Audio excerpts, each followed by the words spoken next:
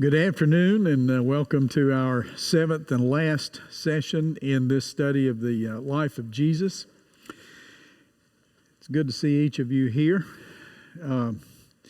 We have one of our class members who was exposed to COVID.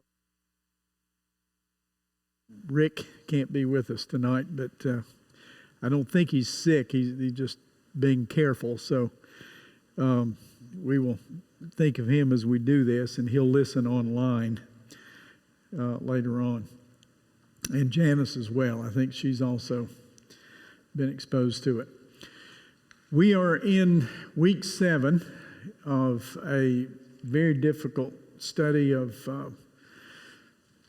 30 plus years of life of Jesus, and I hope that you have been reading along with the text as we do this, because we can't possibly cover all of it here in these sessions. So reading the background material will really assist you as you study through this. Where we are, I want to come to this one. This is the timeline that we have been following. And what we looked at was the preliminary material, such as the historic, political, cultural background of the life of Jesus. We talked about dates a little bit. We talked a little about his childhood, and there's very little, as you saw, about his childhood. The main part of the story actually begins somewhere around 26 or 27 when he started his public ministry, concurrent with the ministry of John the Baptist. We looked at that a little bit. Jesus had a very significant, probably a year and a half ministry in Galilee, which is to the north. And if you remember your map that we looked at that night, he spent quite a bit of time there. Later on, he moved back down to the south to Judea, Perea, that area, and then made his last trip into the city of Jerusalem, and that's where we were last week. The triumphal entry, which we now call Palm Sunday, because they would wave the palm branches and all that, like we did in our church service this morning. That was on a Sunday, and much of the Gospels, somewhere between a third and a half of the Gospels, are about that last week. We looked at the events of Monday, we looked at the events of Tuesday and Wednesday, and we talked about the Last Supper and his betrayal by Jesus. We've already covered that. From there, he went on out after the Passover meal that he celebrated. He went out with his disciples into a Garden of Gethseman, which is out toward the Mount of Olives on the northeast side. And that's where he was arrested. And the rest of the narrative in the Gospels is about the events after his arrest. And if you extend that on up through the first chapter of the book of Acts, you get the ascension, which happened about 40 days later after that. So that's the timeline. We've talked about all of that. And here's the map. And you can see there's the Mount of Olives. There's the Garden of Gethsemane. That little rectangular thing right there is the temple complex. We looked at pictures about that. There's only one wall left standing that was left from that. We're going to move over here tonight, and we're going to look at what happened in the house of Caiaphas and his father-in-law, Annas, who was a former high priest. So there were a couple of trials there. Then probably moved back toward the temple. And most of those places are, for the most, they're gone because they were destroyed by the Romans. The Garden of Gethsemane still might be there. That's one of those places that hasn't really changed all that much. There are some olive trees there I'm told, that are old enough to have been there when these events were taking place. They were something like 2,000 years old. We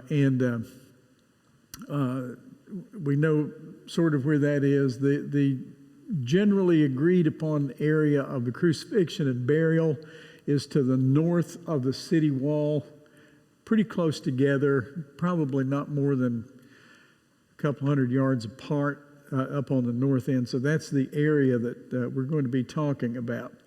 And what I'd like for us to do tonight is to talk about Jesus' arrest and crucifixion and then the post-resurrection appearances. So that's where we're going to go tonight. The arrest took place as it was arranged by Judas Iscariot, one of the 12, who betrayed Jesus for motives pretty much unknown to us. There are still people who look at the story of Judas and try to figure that out and say, why did he betray Jesus? Was it just plain greed? Did he just want the money? Or was he trying to force Jesus to usher in the kingdom? And people still debate that. And to be honest with you, I don't know which it is. I don't know if it was just pure evil and greed that motivated him to do that, or if he really believed that would speed up the timeline, because he was very impatient to see the kingdom restored to Israel in political terms, and he thought by doing that it would force Jesus to do that. So he arranged to identify Jesus by giving him the greeting of a kiss, which was traditional in that culture. He came up to him in the garden and identified Jesus in that manner, and he was arrested. We talked about that just a little last week, but let's pick up the narrative right there. Jesus had been arrested. They tied him with ropes, and you see in Matthew chapter 26, it's also in Mark chapter 14, Luke chapter 22, and John chapter 18. You see this story told in all four of the canonical Gospels. So let's look at Matthew first and see the details of this trial, and skip all the way down in that chapter to verse 57. These are very long chapters when you get toward the end of the Gospel. So look in chapter 26, verse 57. And it says, those who had arrested Jesus took him to Caiaphas. Now, who was that? He was the Jewish high priest. Now, if you look at the other Gospels, you will see that there's something else mentioned in there, and it says, actually, before he got to Caiaphas, they took him to his father-in-law, a man named Annas, who was the former high priest. And what had happened was that he was very wealthy, very influential, and the Romans got a little bit afraid of him, so they replaced him with his son-in-law.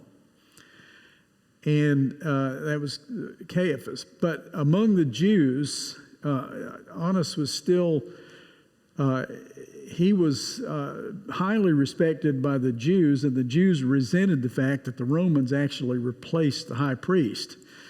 So he had a lot of influence. So if you look at the other three Gospels, you'll notice that they took Jesus there first, bound with ropes as if he were a common criminal, and they took him there. We don't know a lot about that meeting, but in that meeting, it's almost as if the soldiers, and these are probably Jewish soldiers, temple soldiers, or police, and they came and they said, we got him. We found this man that you've been looking for. We have him. What shall we do? And we don't know a lot about that conversation. Just very brief glimpses of it that we see. And then they took him to the current reigning high priest, whose name was Caiaphas. And that's what you read about right there in that verse 57. And it says, those who had arrested Jesus took him to Caiaphas. Now, I don't know how he felt about that.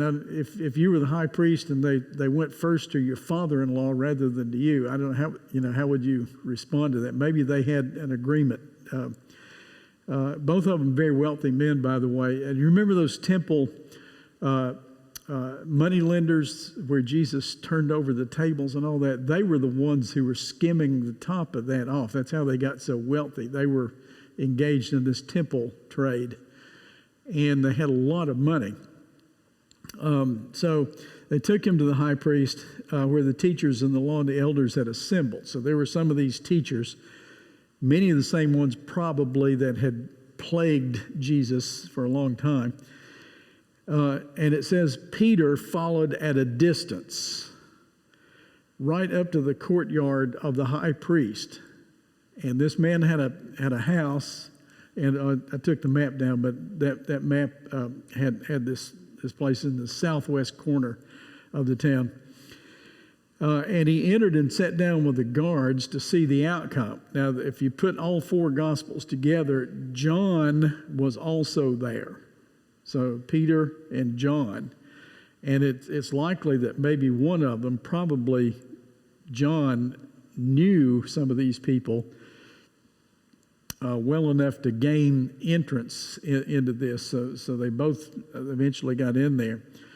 And it says he entered and sat down with the guards to see the outcome. So we talk about Peter deserting Jesus, but at least at this point, he's still hanging around on the fringes. Now, he's not actively participating in the trial, such as it was,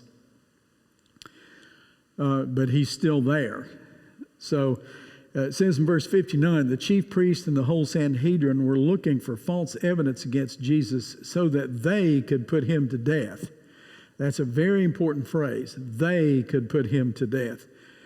But they did not find any, though many false witnesses came forward. Now, if you look at the whole story of all of these four gospel texts, the thing they tried to get on him was defacing or blaspheming against the temple. And the reason they did that is that the Romans had taken away from them the right to practice capital punishment. The Jewish police, quasi-military, could guard the temple. The Romans let them do that because the Romans had learned how sacred that spot was to the Jews, and in order to prevent civil unrest, they allowed the Jews to protect their own temple. And they said, you can't do capital punishment except one thing. We'll give you this. If somebody defaces your temple, we'll let you practice capital punishment. You can do that. It's the only capital punishment they were allowed as the Jewish nation at that time.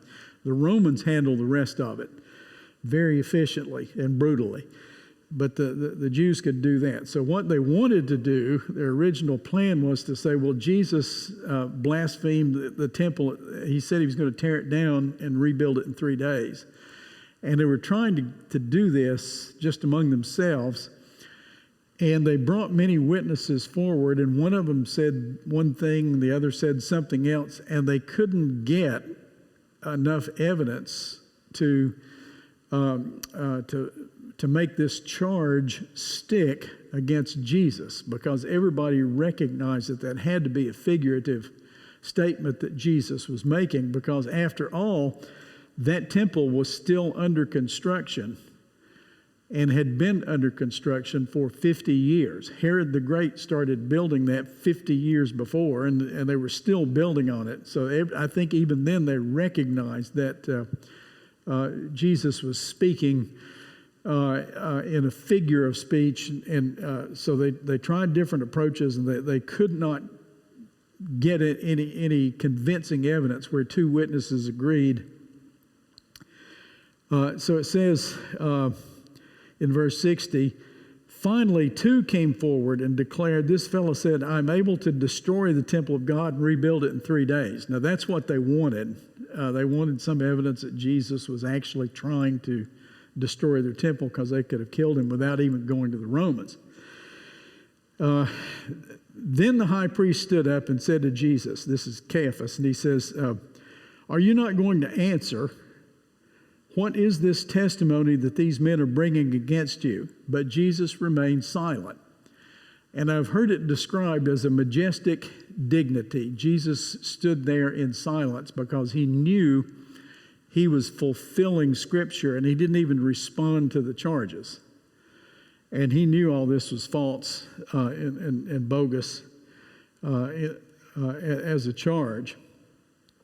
The high priest said to him, "I charge you under oath by the living God, tell us if you are the Christ, the Son of God." So he gave up. The high priest said, "I can't get anywhere with this temple thing, so we'll see if we can get him on some form of blasphemy." So Jesus says, as it is recorded in verse 64, "Yes, it is as you say." Jesus replied, "But I say to all of you, in the future you will see the Son of Man sitting at the right hand of the Mighty One and coming on the clouds of heaven." Then the high priest tore his clothes and he said, "He has spoken blasphemy. Why do we need any more witnesses?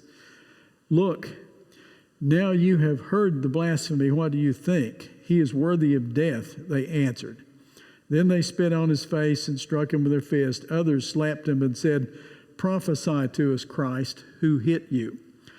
So this is probably some kind of an executive council of some kind where you had some of the teachers of the law. This was not yet the whole Sanhedrin.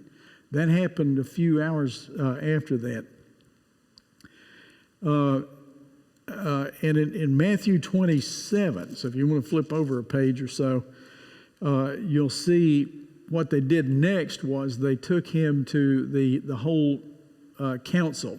The Sanhedrin was a commission, very large commission of 70 to 71 major Jewish leaders. And they were, their qualifications are described in Jewish literature very much like what you see in the Christian literature for elders. There's an interesting parallel there between being the husband of but one wife and a sober individual and known as a teacher and generous and all the things that are listed as Christian elders. The Sanhedrin supposedly had all of that. So, but there were only 70 to 71 of them, and the Romans found this a very useful tool for their own political purposes, because if they allowed the Jews to have their own courts, as you might say, then the Romans thought, well, it's easier to control these if we just let them have their way in religious matters and things of this nature. So look at Matthew chapter 27. Now, so they go to the whole thing. And it says, "Early in the morning, all the chief priests and the elders of the people," this is the whole council, "came to the decision to put Jesus to death. They bound him, led him away, and handed him over to Pilate, the governor." This is a Roman governor.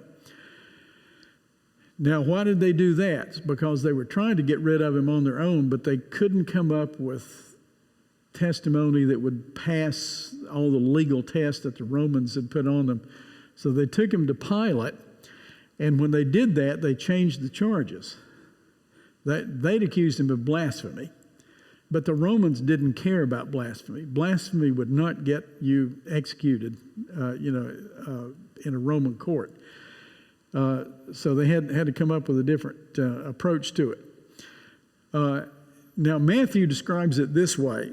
It was about this time when Judas realized some of the error of his ways, and he went to this court. And Matthew says he was filled with remorse.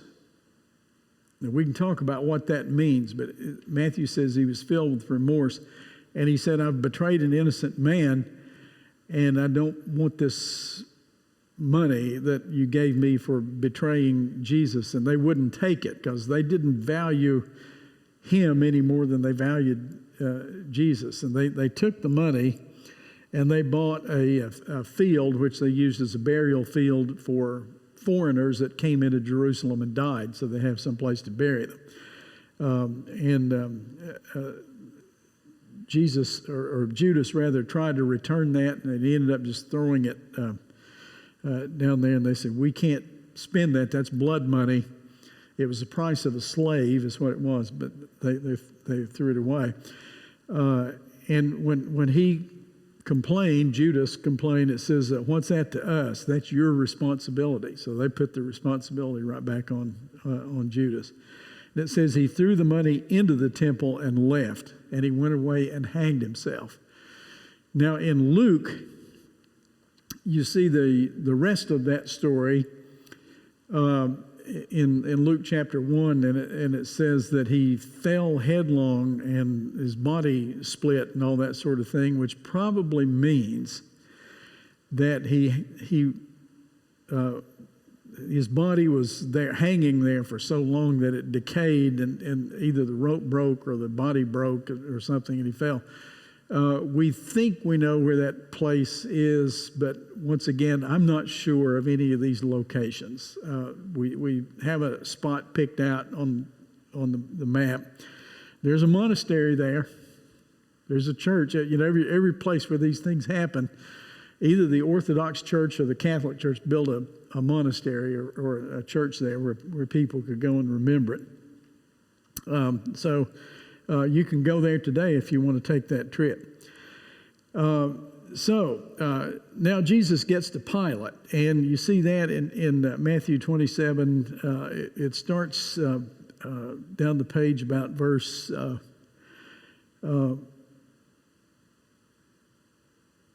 let's see, trying to see the numbers. You go down to about verse 10, 11 in Matthew 27, and he goes before Pilate. Now, who's this Pilate? Well, he was appointed by the Roman emperor, and the Roman emperor really didn't like him very much, and that's why he got Judea. I don't know if you were going to be appointed as a Roman governor. It's like that was the bottom level. That was the worst place you could go because the Jews were always in turmoil. And what we know about Pilate is that he didn't like it there. We have some coins, by the way. There's some archaeological evidence of his rule because he had his picture on some coins of that era. Now, the Jews also had their own king. It was Herod Agrippa at this time.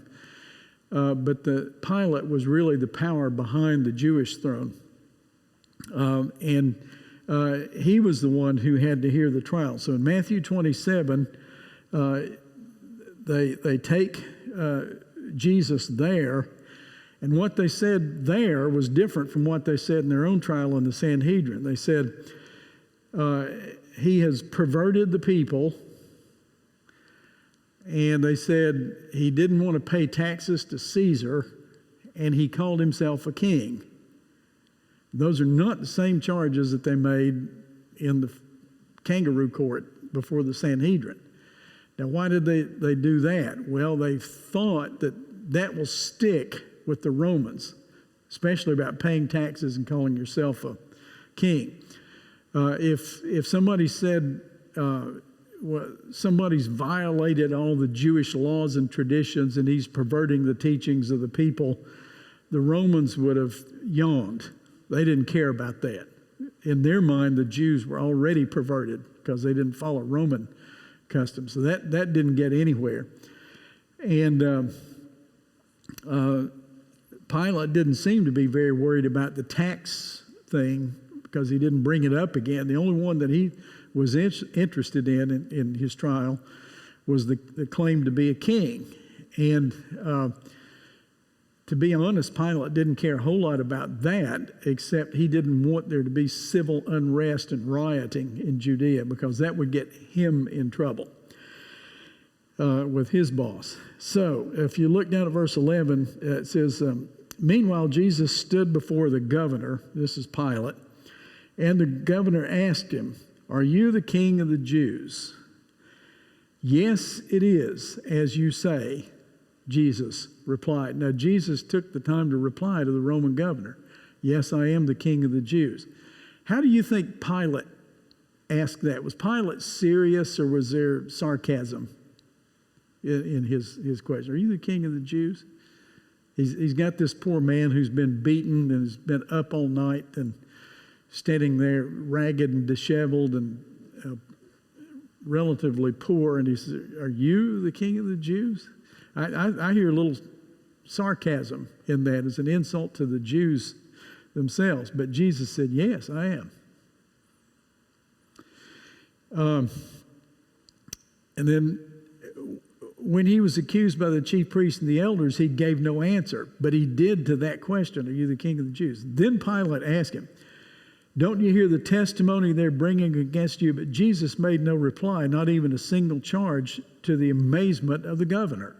So the governor, Pilate, was amazed at the dignity and the serenity of Jesus, who was by all of their standards in deep trouble.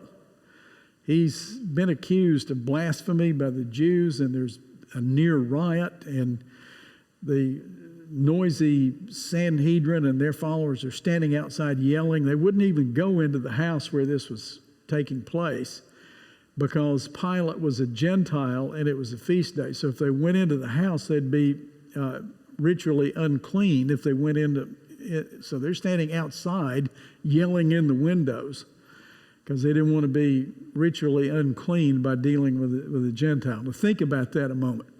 They falsely accused a man of capital crimes, but the thing they're worried about is being ritually unclean.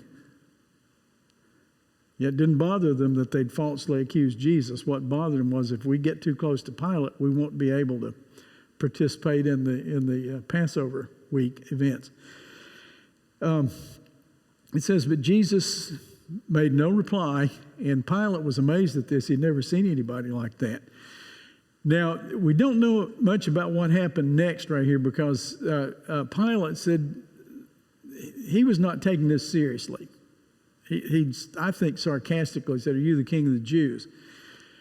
And Jesus said, yes, I am. And Pilate probably snickered a little bit at that. And he saw this purely as a Jewish matter. The only thing he cared about was the civic peace. He didn't want a riot because that would get marked down on his record that he was responsible for allowing that to happen. And it was his custom, a very strange custom, to release a prisoner to the Jews on these feast days to pacify them, to keep them off the streets, to keep them from rioting and all this sort of thing. So he had this criminal who was probably a zealot. His name was Barabbas. And it says he was notorious. So he was probably a very violent man, probably one of these that had either tried or had actually killed Romans. And Pilate was going to execute him. He said, well, I'll turn Barabbas loose and you can have him, or you can have this Jesus. Which one do you want? And I really think Pilate believed that they would take Jesus over Barabbas because Barabbas was, by our standards, known to be dangerous, but the Jews, the chief priests, thought Jesus was more dangerous than Barabbas. So they said, you keep Jesus, we'll take Barabbas. And Pilate said, I can just see him saying, what? You want me to release a known violent criminal, and this poor man is Galilean, is coming in here teaching things that we don't care about. We have no interest in that.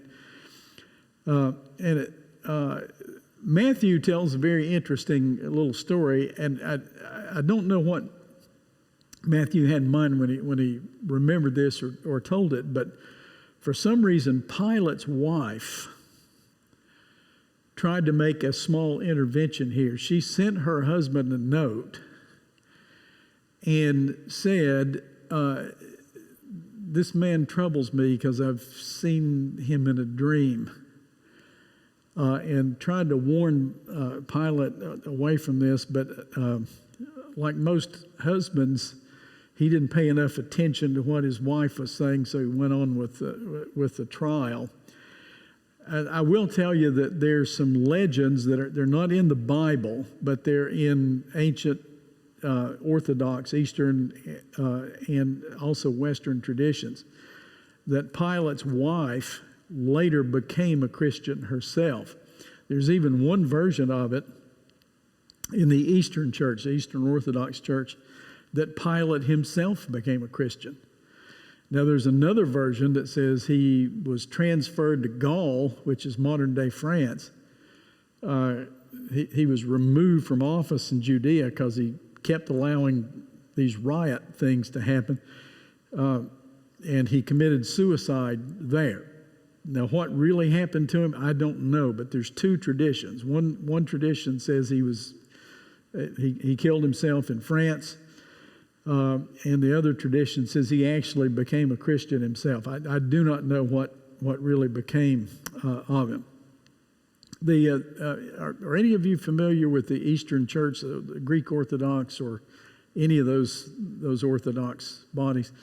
They go back a long way. They go back before the Roman Church, actually, and they have a lot of interesting stories. They don't have any proof of them, but they have a lot of really interesting stories about the 12 disciples and all that. Now, are they true? I do not know if they are or not, but they spend a lot of time thinking about some of these people.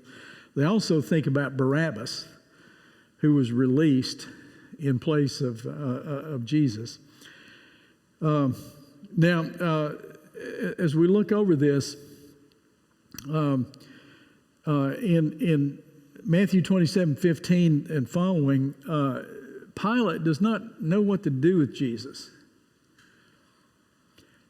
So he's thinking, well, Herod Antipas, who was the son of Herod the Great, was the Roman recognized Jewish king at the time, and Pilate knew he was in town because it was a big feast day. It's a holiday. So he knew Herod Antipas was in town, but he hated Herod Antipas. They did not get along. They were natural enemies. So you had Herod Antipas and Pilate. So Pilate says, I'm going to call him in. And he called Herod Antipas, and he was very eager to see Jesus. So remember, he's the one that did away with John the Baptist. Remember that? And in fact, he thought Jesus might be John the Baptist raised from the dead. So he got involved in this trial, and he didn't know what to do with Jesus. They were all stunned that here you had this carpenter from Galilee who had no military might, was not interested in the zealots' way of doing things. He was just a rabbi teacher to the Romans.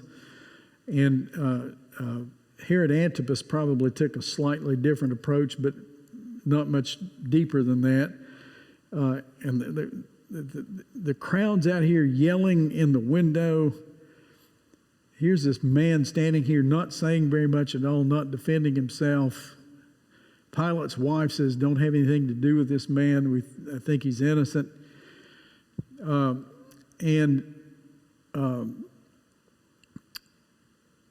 He doesn't know quite what to do with him. Can you see his dilemma? Just maybe a little, His motive was just to keep the peace. That was his motive. He didn't care one way or another about Jesus.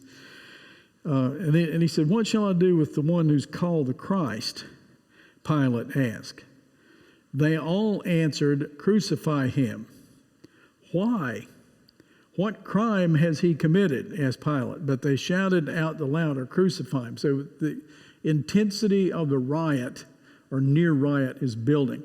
Have you ever been in a situation personally where you're in something like riot or near riot conditions? Stan, you remember anything from California, wherever in anything like that? And I didn't go to Washington, D.C. I thought I saw you there. Have you ever been in a situation in a crowd where you're getting a little worried that things were getting out of hand? Have you ever? I remember that from the high school days because I was in high school back in the 60s. That was the days when things like that happened. And a couple of other times, I remember being in a crowd that was getting very agitated, very angry, very vocal. And there's a kind of a mob psychology that takes over, and people do things that they wouldn't ordinarily do. They get swept up in that moment and the intensity of feeling from everything else. And Pilate's watching this, and he's getting worried because he knows how volatile that can be, and how Tiberius and Augustus would frown on that. You know, they didn't want riots, so they'd blame him if it happened. So here he's got these people screaming and yelling and saying, "Crucify him." And it says in verse 24, when Pilate saw that he was getting nowhere, but that instead an uproar was starting, he took water in front of these people and washed his hands, as if that would remove the guilt of anything that he did. And he said, "I am innocent of this man's blood. I don't see that he's committed any capital crimes under Roman law." He recognized that Jesus said things that upset the Jews, but he didn't care about that. That was their business. They were trying everything they could to get rid of him.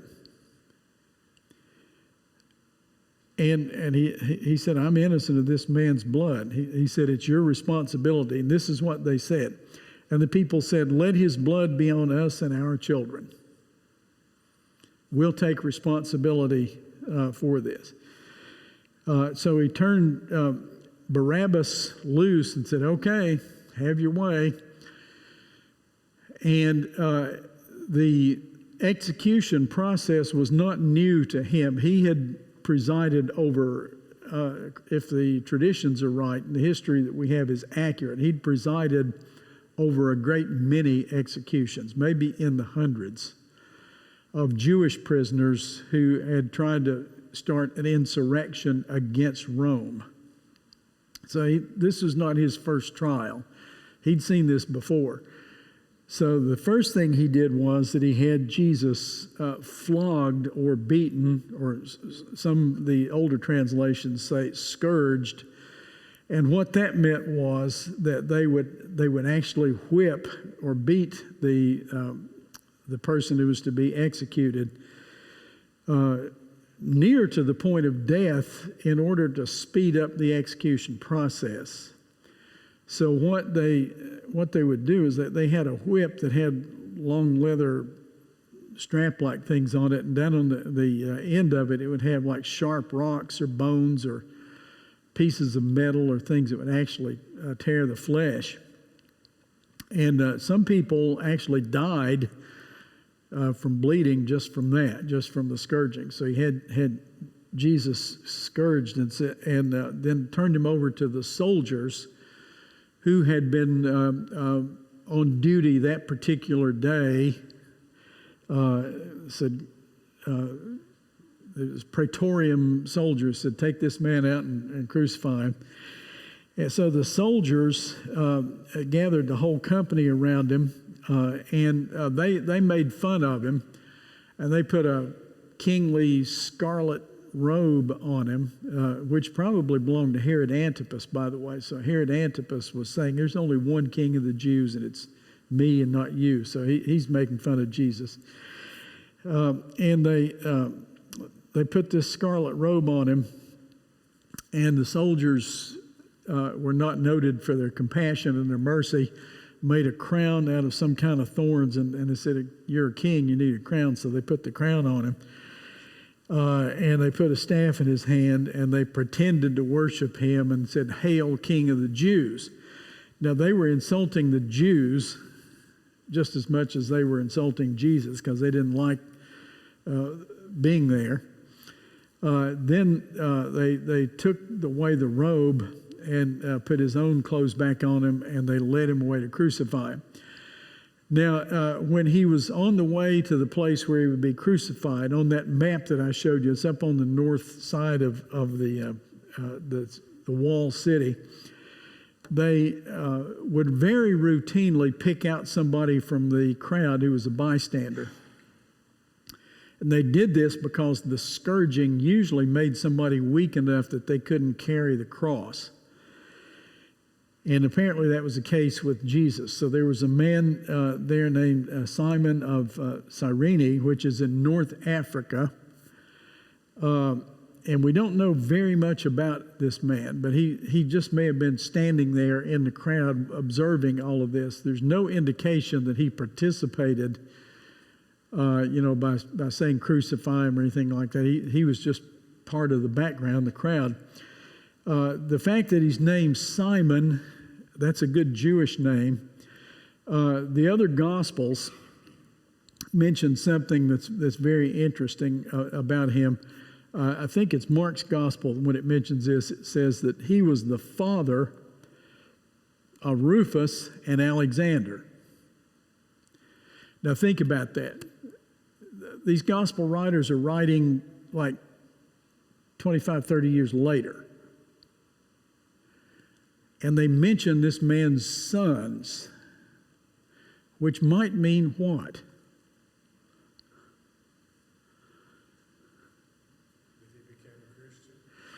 Or I think they're assuming you know these people, this family.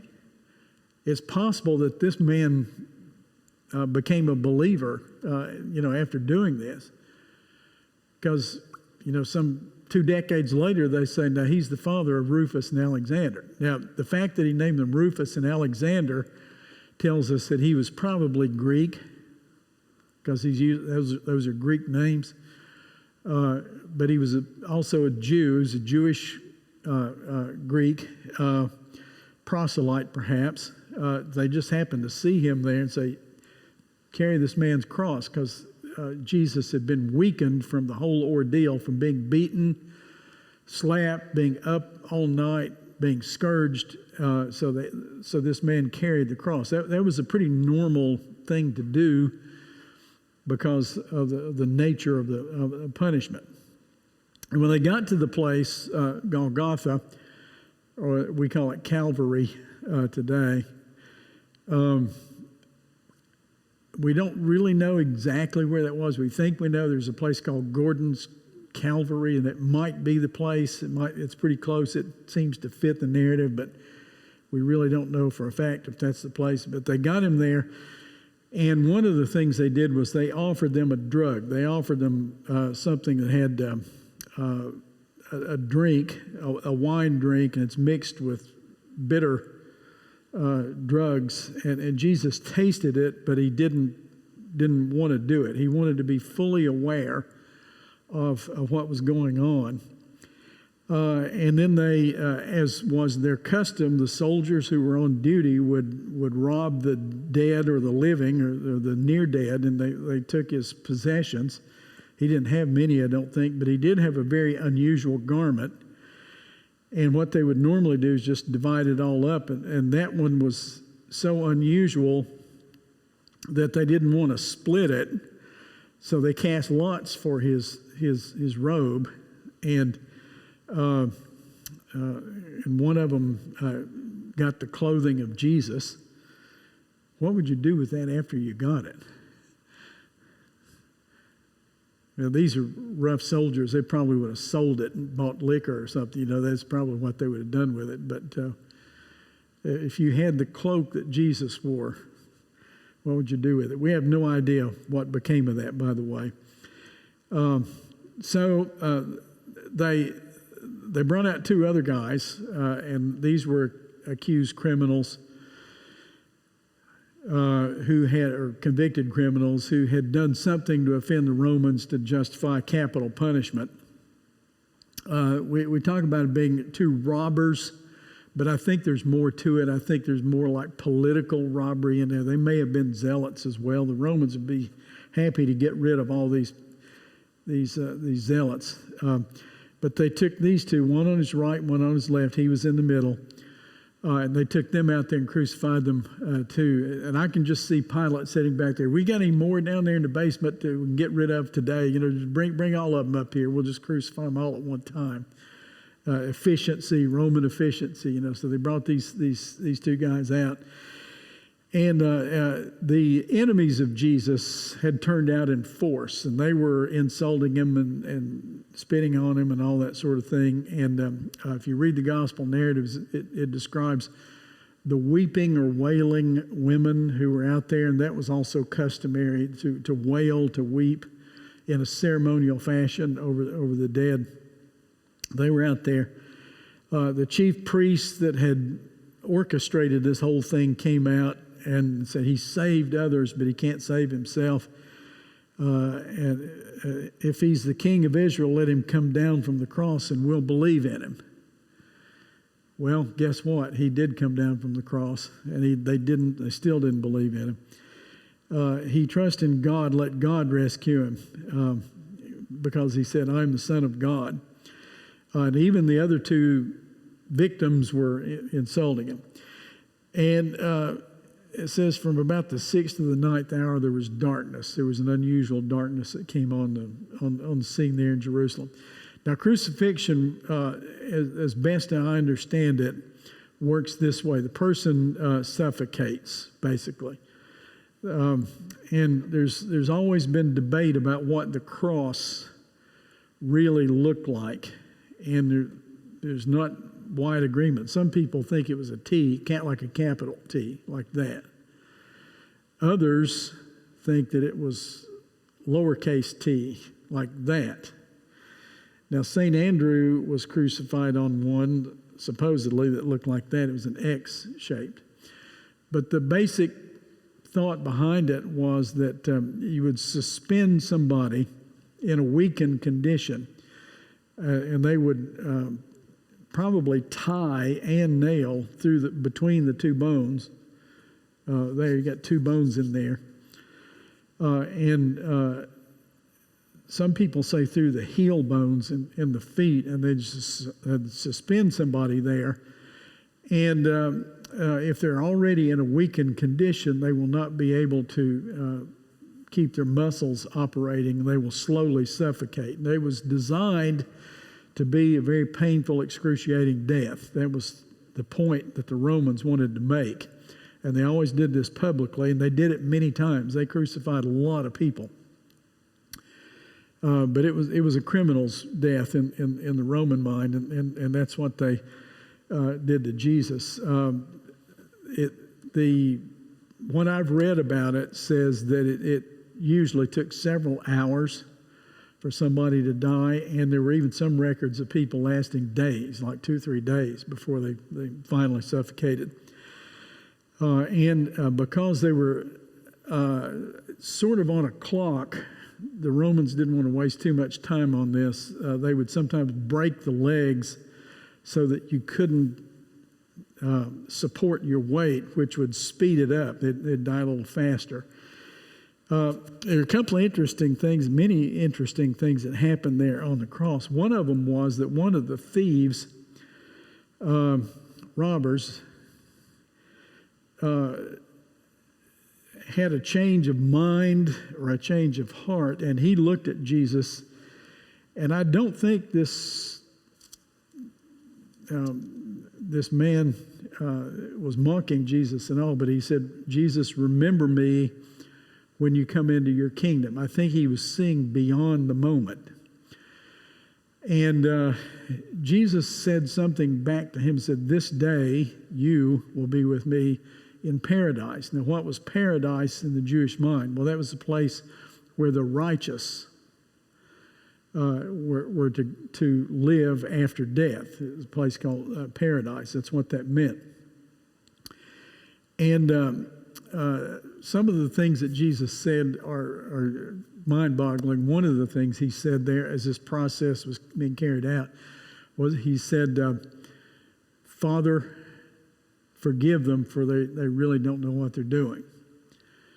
And that is truly astonishing to this day, 2,000 years later, that he's praying for the forgiveness of the people who are mistreating him in this manner, which is, I think, in every way a testimony to the validity and the reality of his claims about himself. He came for that purpose. He came to bring redemption. It reminds me of John 3:16, for God so loved the world that he sent his son. This was the plan all along anyway.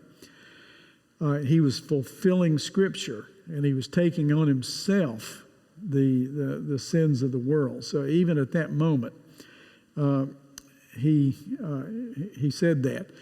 John was probably there in the crowd around the cross, and Jesus looked at him, and his mother Mary was also there. She was still around at this point. She would not have been a very old woman. Maybe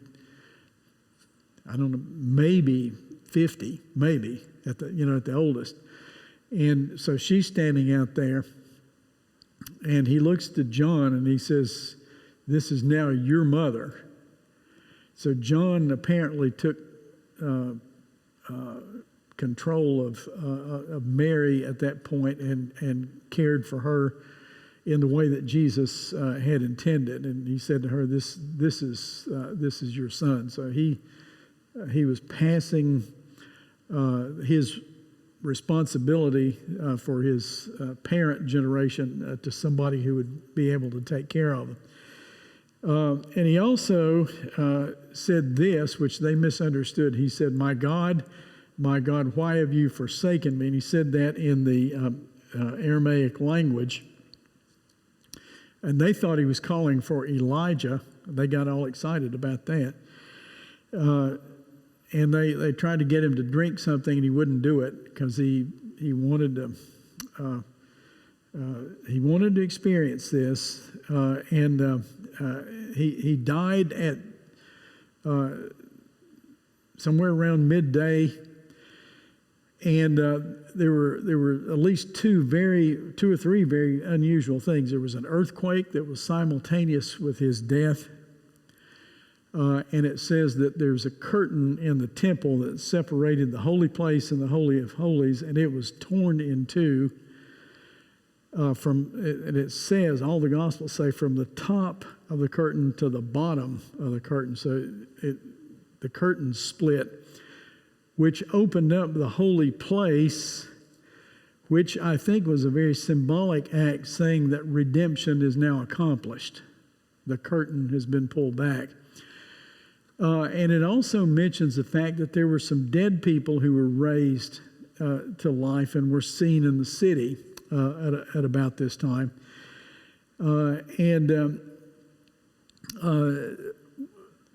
There's a response recorded here that they really play up in the movies about the crucifixion. There was a centurion standing there at the foot of the cross, and the centurion looks at Jesus, and as Donald Guthrie describes it, his majestic dignity, even in this worst moment of his life.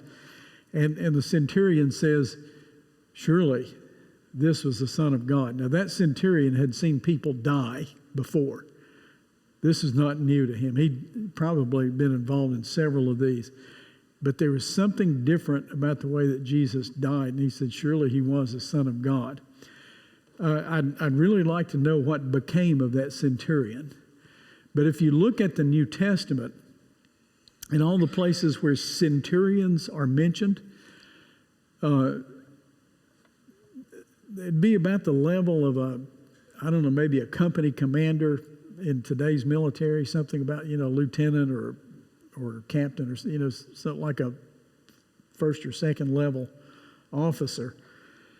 They come out looking pretty good. Every time you read about a centurion, they're people of faith and integrity and wisdom. Have you ever noticed that? Just look at all the centurions that are mentioned in the New Testament, and I can't recall a single bad one. Every one of them, did things that were noteworthy, and the Scripture seems to talk about them with very high regard. I don't know what that means. Have you ever noticed that? Look that up sometime. So every time a centurion is mentioned, they come out of it looking pretty good. But this centurion looks up and says that surely was the Son of God. Then there were a lot of followers of Jesus that had started to show up, mostly the women. The men had chickened out and run away, except for John and Peter. And Peter even chickened out because at the house of Caiaphas, he denied Jesus in the presence of Jesus. And Jesus said he was going to do that, predicted he would do that. But the women were still there. And some of them had followed him all the way from Galilee. And it says among them were Mary Magdalene, Mary the mother of James, and the mother of Zebedee's sons. So this is James and John. And so it was their mother. These were Galileans who'd come down there. So they were there. There were two other men who deserve some merit in this story. One of them was Joseph of Arimathea, who was on the Sanhedrin, and another is Nicodemus, who was on the Sanhedrin. And there's no record that either of them were there when they had the trial before the Sanhedrin, because Nicodemus and Joseph of Arimathea were obviously followers and supporters of Jesus, because they helped make arrangements for his quick burial. And another case where the Jews put ritual above morality. They were all concerned that you had these dead bodies hanging there near the Sabbath. Sundown on Friday was the start of the Sabbath. They had these dead bodies, and you couldn't have that because that'd make everybody unclean. Now, they executed a man who was innocent, and two of their countrymen had been executed. And what were they concerned about? Profaning the Sabbath. So, once again, the ritual above morality in this case. They did not break the legs of Jesus, and the gospel writers always looked at that as a fulfillment of Scripture, because of the Paschal lamb, the sacrificial lamb in the services, was not to have any broken bones. So they didn't break Jesus' bones. They may have done that to the other two. They did stab him with a spear, and it says fluid came out, which means that he was already dead, and stuff had started to separate and all that. So they buried him in the tomb of Joseph of Arimathea, which is not very far from where this cross was. And they put a guard at the tomb. Okay. Now, any questions about any of that? Because I've got a few minutes left. I want to talk about the resurrection appearances here, post-resurrection appearances. Very dramatic. I mean, it's the most dramatic thing that's ever happened, really, if you think about it that way. I mean, the Word made flesh, a living sacrifice of himself. He could have avoided this. If he had, we would be ruined. It'd be the end of us. But he didn't avoid it. He went through it all. I think, isn't there a new movie coming out like this week on one of the major TV outlets about the crucifixion? Have you seen those ads? And there's a movie. I think they've done it again. You have to retell that story to every generation, but I've seen ads for it on TV where they're talking about the crucifixion and the resurrection. And I don't know if it's any good or not. Have you seen the old ones? What was the one that came out back in the 50s and 60s? The Greatest Story? Was that it? The Greatest Story Ever Told? You see that movie? Charlton Heston played John the Baptist. Made a great John the Baptist. John Wayne was a centurion who said, surely this was the Son of God. You guys, you're too young. You remember that movie, The Greatest Story? You don't know about that movie? Yeah. It could be. Did you see The Greatest Story Ever Told? See that movie? Yeah. So, those guys know about it. See. Have you seen any of these movies? Haven't seen those. Okay. I have read some books on that, though. You have read it? Yeah, I read a book about it. Okay, well, what happened next? Well, this was on Friday. Jesus is very hastily buried because the Sabbath starts at sundown on Friday, right? Okay, now think like a good ritualistic Jew. Sundown Friday, you got to have all this cleaned up and go on with your Sabbath. It sounds as if the enemies of Jesus took his words more seriously than his friends did. And I said that right. Because his enemies said, he said he was going to come back the third day, so let's put some guards by the tomb. Now his friends all ran away. But his enemies said, we better put some guards out there, because one of the things they said, they might come and steal his body and then claim that he's been raised from the dead. Now these are probably Jewish guards, temple guards of some kind. I don't think that they were Romans. In some of the movies they show them as Roman guards, but I don't think they were. I think they were Jewish guards. So they put them at the tomb. Well, as soon as the Sabbath was over, early before sunrise on the first day of the week, some really unusual things happened there. There was another earthquake, okay? And burials back in those days were in communal kinds of graves. They still are in some parts over there. They have like a cave or a mausoleum kind of thing.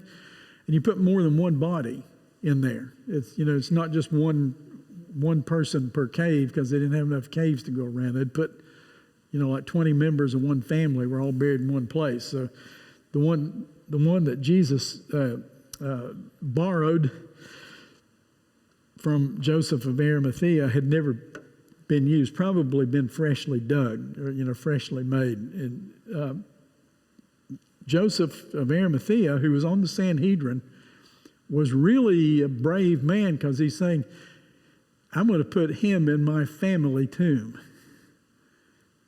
That's pretty cool, isn't it? I mean, here's a man on the Sanhedrin who's saying, I'll claim Jesus, and they put him in his tomb. So, there was an earthquake. An angel appeared. And I don't know what those guards saw, but they saw at least the angel. And they just did what would be normally expected in those circumstances. If you went through an earthquake and saw an angel, they passed out.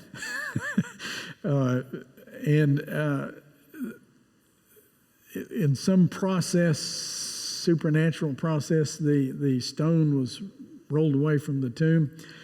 And then after that, the women start to visit the tomb. And this goes into the last part of Matthew 27. If you look all the way down at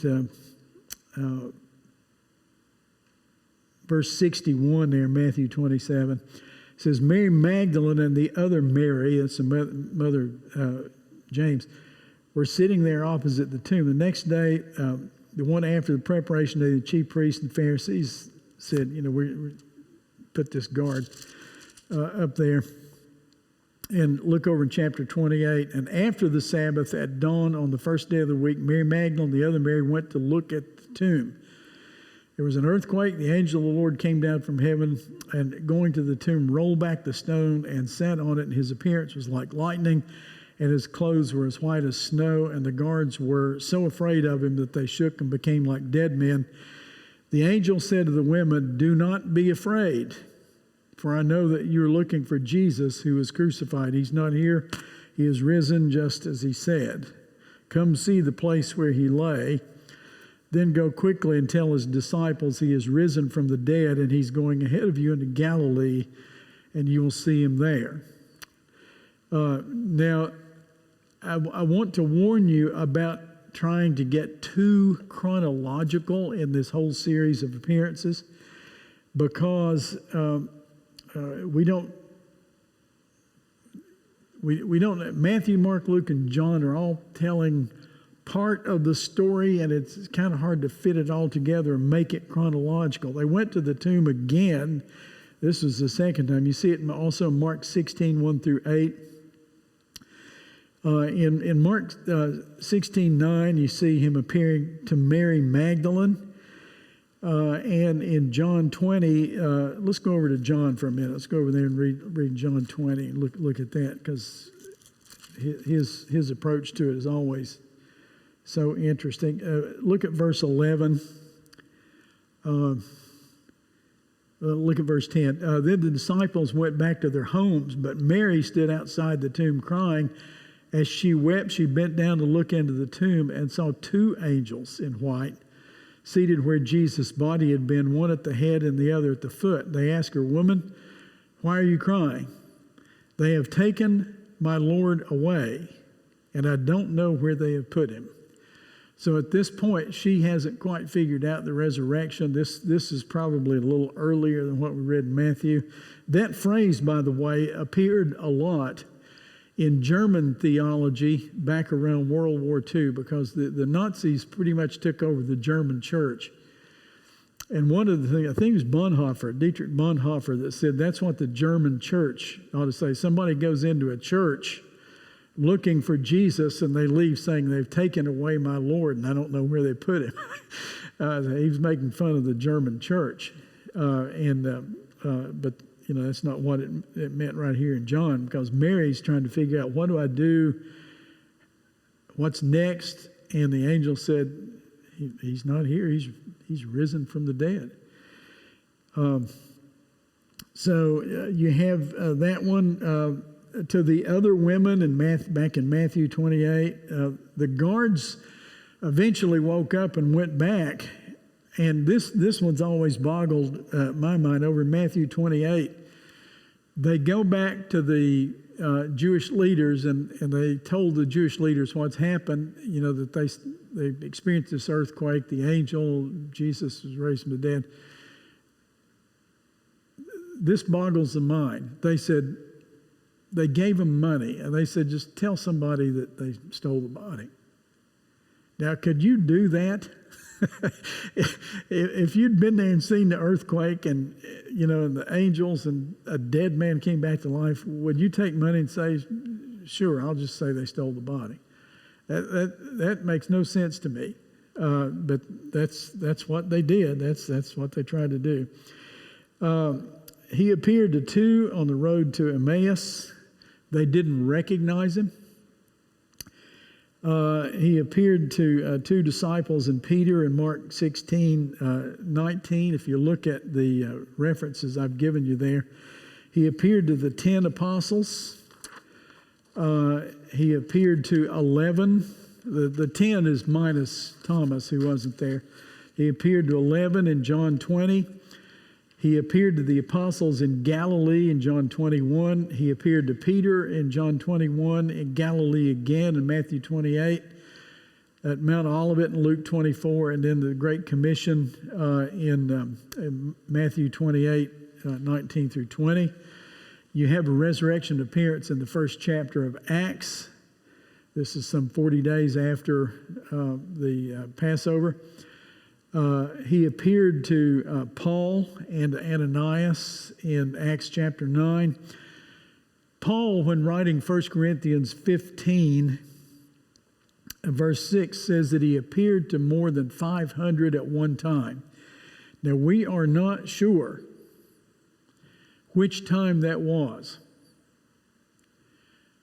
Some people think that was a separate event. Some people think it was one of the others that we've already mentioned, where it says he appeared to the disciples. I do not know which one that was. 1 Corinthians 5:7 says he also appeared to James. That's probably James, his brother, and not James the apostle. But I'm not even sure about that. And you have to ask the question, is it possible that there were other resurrection appearances? Well, 500 at one time is not really a good hallucination. It can't be that. Appeared to Paul some months later, maybe even a few years later, 2 or 3 years later.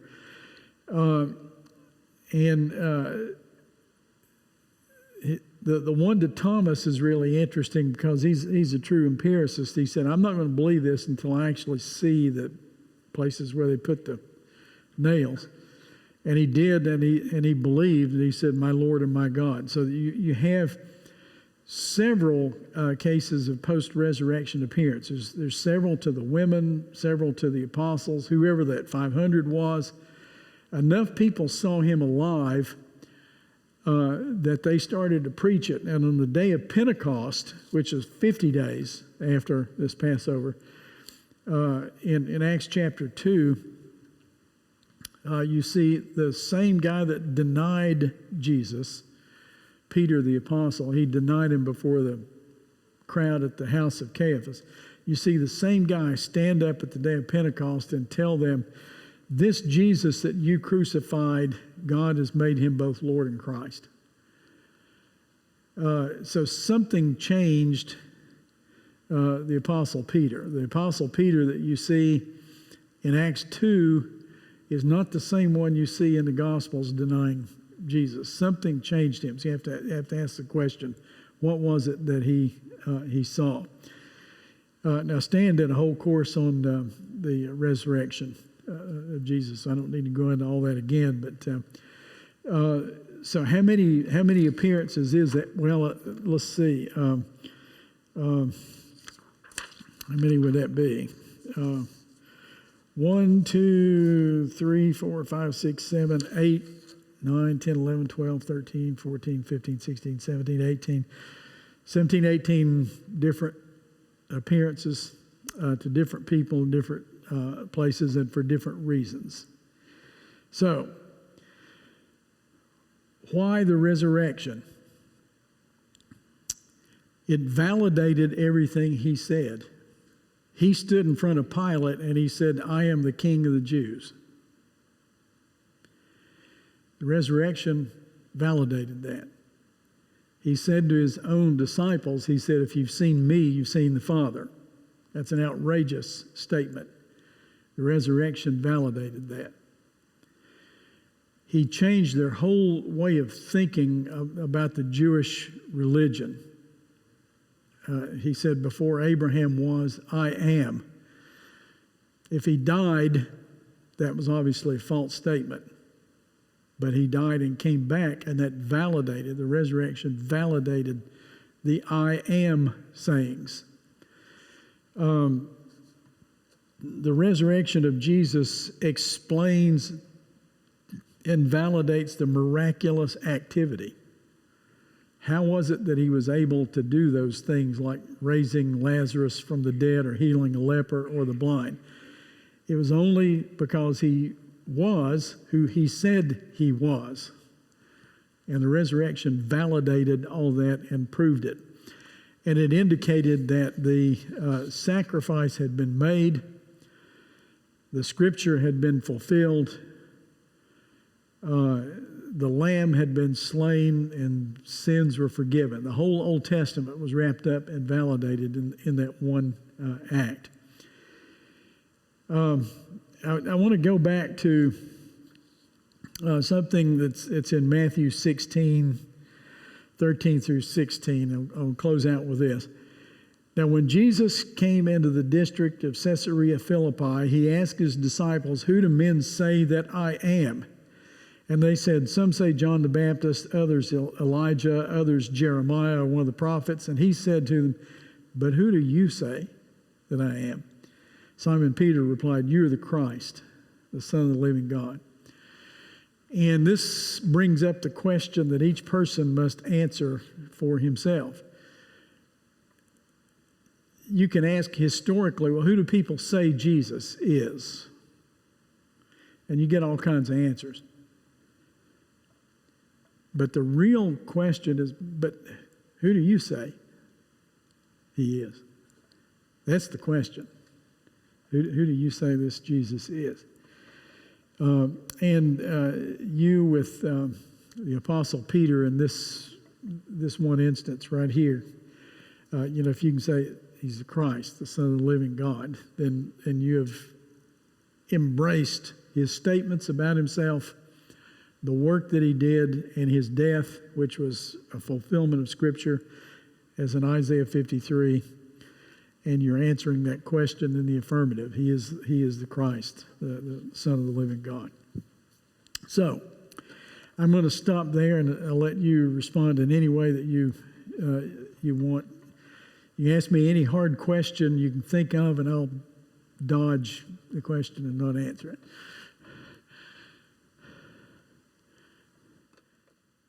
There's one thing I'd add to your answer, why the resurrection. It validated that he was the promise of the descendant of Abraham. I can't think of another way that he could have validated that. And he waited 2,000 years for that. Yeah. He was also a prophet like Moses and a king in the lineage of David. He was all of those things. And without the resurrection, we've got nothing. We've got nothing. But with the resurrection, we've got everything. It says, this is the one. So when I think about religion in this world that we live in 2021, in my mind, it's Jesus or there's nothing at all. That's where my mind comes to. We got one chance.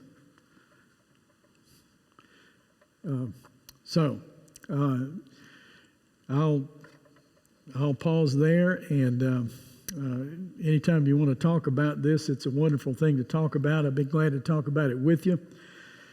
And sometimes I might even know some of the answers. So let's pray together. Lord of heaven, we marvel at what we have seen in the cross, in the tomb, and in the resurrection. We confess that we don't understand it all, but we also confess that we're grateful for it all. And bless us because we have considered him in this day. Amen.